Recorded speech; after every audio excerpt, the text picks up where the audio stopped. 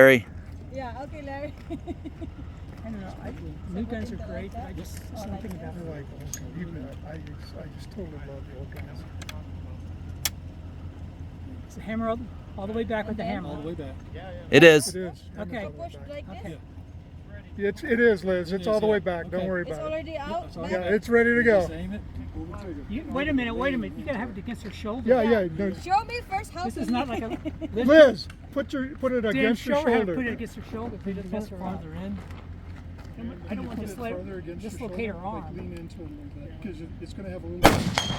Lean into it. Lean forward. Yeah, I thought the Moser would be a little too big. Yeah, it broke into about 5 Is that good or no? Yeah, you're good. Get your shoulder into it. Yeah, you got lean into your shoulder. Oh, Can you get it up higher? No, not that high. No. That'll break your jaw. Okay, you see this curved part here on the outside? See this curved part here? It's going to sit in the tip of your shoulder right here. Right in between. yeah, okay. So if you could put that curved part right there. Ready? Yeah, whenever you are. Lean forward. Just gonna Lean into it. There you go. Find out.